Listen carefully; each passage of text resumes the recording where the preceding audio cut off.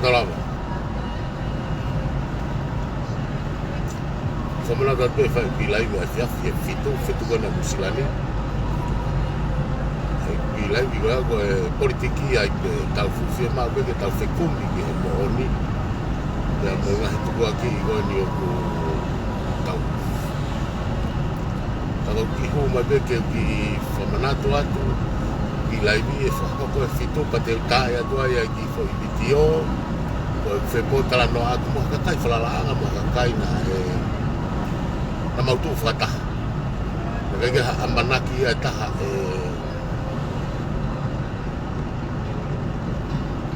le na to ya fe ka fu mau nga foki ke ta nga ilo ngai ko na ta fala la ko ki ai ta ko fa fu pe na nga fe lo na to be a ko mana tu to ko te popo ka sias ta ko ga o hinga e ko me ka me na tu kos ko popo ya ko ni pe ko popo ko sia sina aku na like mau na aku behe ko to ta hai ni pa ko fo hai ni o pare ni ko malolo ko to ta to tonu pe ia he ngai si he ko hili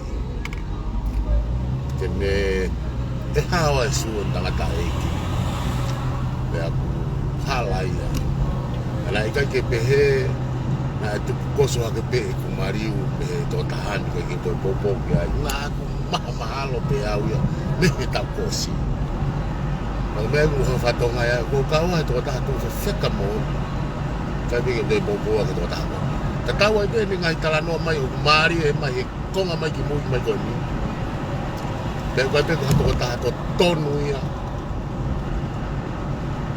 ke fa fo nga pa to pe uia e ma foi vitio o to ta ko ni e ta ko si ko ta no ko ni ko ta no ni mo nga fa to ngai ko ngai lai ko to pe te ko te a honi te o atu e foi vitio e te to ta no aki mo kai na mo pe na fra anga pe ko fare aki ai kana mo pe mo to ko to fie ve kai te o atu e me mo oni me na ta no mo kai ko ya pe te o atu foi vitio ta a honi pe ako tabelu ka u te wa ba e foi vitio ko kala fitala no aki ba mo sias po hiva e ma ke ba mo piveni ma fela wa mo piveni i he ki cheki lumu na mau tangata tata pe ka popo pato atata pe na hena e ke uri la tai te au ono ha e piveno mo tu tangata i pare mi ako ni ko malolo e ma wa ngai mo no ia ko ni na pe aku ne o ia e me o mate a honi pe aku ngareva he ki kulupu inu silani o mai to ta ko ni o tala mai ko to ta haeni ko e pe tu apui pui e na va fi mo akilisi e taimi lai mo ni au bito na ke puri ta so to ta ko ni ka ko mare ia o no ai ko to ta ko ni hange o na ki o ngoi ko ka misai a pe ko ha angelo milangi kono talaki pehe i he mitia mo ngongo ko ta ko ni me tu apui pui o ni ha o talama e mo oni pa te tau tu i ai pe na fu o vale la ya pito no ta ko fu pe ka ki tau to le ko ni ka popo na i ka i tau amana te na to he ke popo ke sino ko no pive ni kage ko lai via te fa ai fia te tuka te foi vitio ke mo fnongo pe ko mtong me mo tolo ta tu mo me ka ko hanga fi ma ke fa mai no atwen ko e ku po o ba ki fra ngari pa pe ko ko na e hata pa pe ko aku ha o po ke patoa ko ha friend ke mo la lo ke to ta na wa pe o tu ke patoa ti hiwa mo fu tupu fnonga mai ha mai ke wafta hiwa ke ma lo ta ta ko na winga e po ko ke pikitai peka ke vision na tatak mai agrisi pe mo hala fononga na os mape mai agrisi fonga tu ta merino ai o ko ke mateki ai pe ke mulalo o au ke se ha patoa kamisi e ka ko popo be se tau ke misi ula ke ko falala na ame agrisi ai ke ne tatak patoa tatak ke ha ko se ka ko toia tolo makai be tala tolo makai mo fonga va henga fa pe ako me o ko tu o popo e ngota ma ko ni misika pe mo mate ta po ele te ga ke ma o ya wa foi fa mo o ni ta Kono tuku aki e o to e o fafonga ko mi. Ko foi falo to ko ta pe to ta o sei foi pos a che halariku mo re tai me to tala no mo ko me be ta ndi tala ka ko tuku aki ko ki to ta ko ni ko ka ko i o mo na ta os fe taula ki o ha ma la mo ko e na nga pe vai te ka ki to tala no pe fa fin ma to mo re tai mi ai ta ko a pe ta fe taula ka mo ko a te ta ai ko ta ka to loi Wa mea beta ke hanga whiu ka koe, ha hua o hola ka stereria, Ko ha winga ko ke toi pulo ai, ha ke pulo ai, ko ke pulo ai ko tangata whamalai ako. Pea koe mea, paku alo rea lahi me ko sino ai. Ka te utarata ato, whine mātua pēna u whiohi mui heni whine mātua pē patoa. Se tita mo masero, pea mo wala, te ki ai ke aha ku whetuku miti, mo hata whine motua inu silani. Na aku alo ave miti ki ai ke hanga ko whatala noa aku whai, pea kore pea pēna u alo ha mo tere mo, more oku taimi ako whine mātua. Pea ko whaamu ka pau moni mea ko ke tala mega, hao whine motua ko area mai. Hao rea mai ke mahino moni, ko tau ngā, ko tau whekumia ke moni. O hao asa tako ki ngoa e ri ai lui, ko hao me vei tongo, family lui ko e vei tongo, kula ki hine kai haku me rea. Ne kai ke ukai haa. Hao ki nusilan te ke ala hopo ke alo kai haa, ke alo ngai pōpula. Ko mea ko mamahi ai mo tō mālohi ai ke whakawhe paki e pure kowi, kula ki hine kai ke unatula pe he au. Hao as mea ko hingoa kako, tanata ka tonu pe kako he.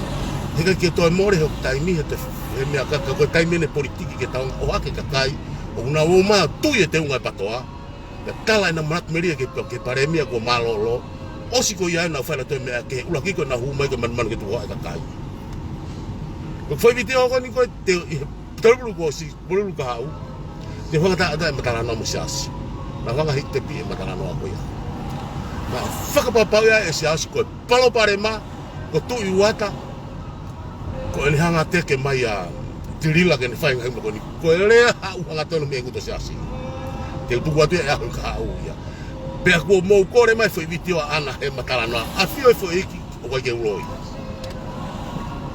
na matala no mo ana iki e pano foi video ko ia o wa bono taimi ona te to kita se video ko ia na mo pe ko ha re a uloi o ha mo pe aske Facebook ko nga thing ma o be ke fa pa pe o wai ha me agu leve he fa ka me ta ko si o me ke ta uni o ko fai to he fa fonga ko ya ko fai to e ke te komi ke ilo mo oni me ta ko ha o re he Facebook ko e kure ke me o ko fa mo on ka to e fangi me ko na me ko polo ka fangi ka bo foi puhi veve ata be mo tala mai ko fa mana mai peta ka ke ko mo fa mana me to ko sino te asile ko to la ia Dak mau laki pe mo tolu mo fa mana mai. Hono lagi ko kita Facebook kana ta Facebook ta tol ke. O ika te la ko re mai me ko ya. Ko mona. Kaga ko fa mana to e ki live ai fa ana ki live no ka mai no pe mai no re ba mo to ka ma tu kwai.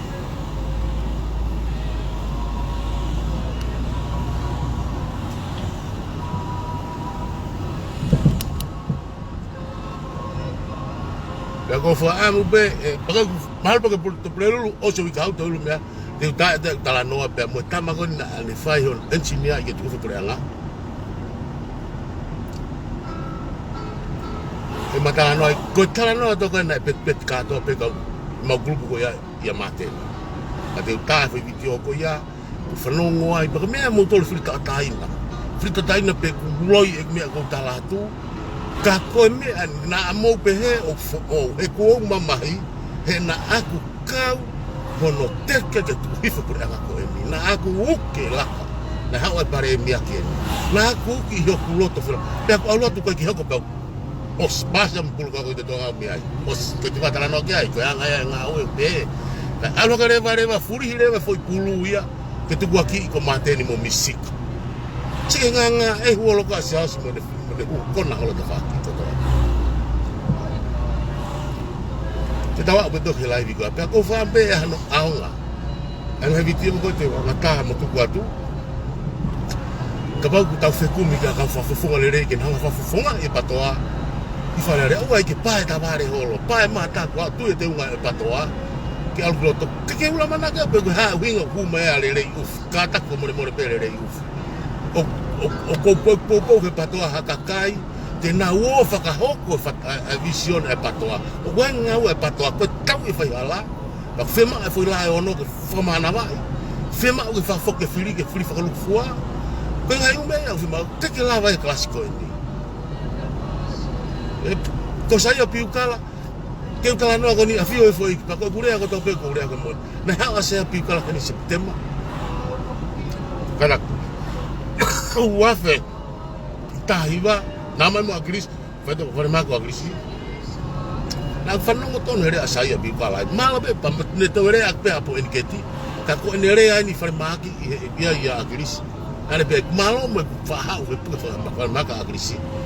Ke la ya ilo mohanga ilo tamu ngau e patoa.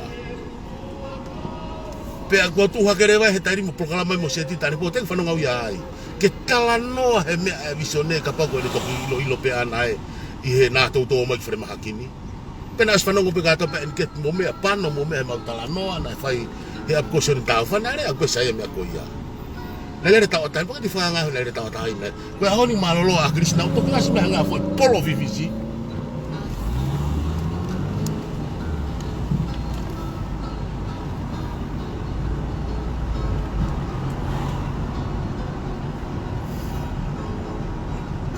Oke, ko ki hu mai pea ke ki whakarigeri kato e ki I live a fiafi fitu PM ai anu silani. Te ki live ata te ura ki talatala noa pepe tu e video ke mo frango ki ai ko video ko ni ko tala noa pepe mo to ta ko ya. Ko unga video ko to te o atu o kai ko copy me aku me ata. Ko ka kai pen ka kai na falala anga ka kai tau tu ka tau falala na mau tala noa.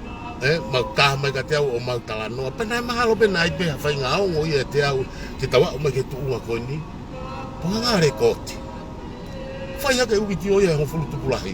Ua ngai uwiti o ni ihi ko sanga tamtei. Ka ua e tamagona ko hai kona na sotia. Ka ate mo mea mo fu klokeini kona mwhaito kona tapu kona mai fu lola. Na ure kote mea ko ia. Rekote anga I tānoa ko ia. Pea I he taimia ko ia mau kei tui tatau. Ka ko taini mi ko siau na tu ia ta whakatiri la mo mea. Pea ka ko hanga rekot ka toa ngai u mea ko ia.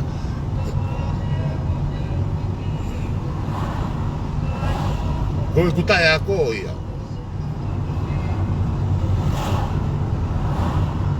Kage, o watu ka mautolu, mate ki live, ke mo whanonga nai.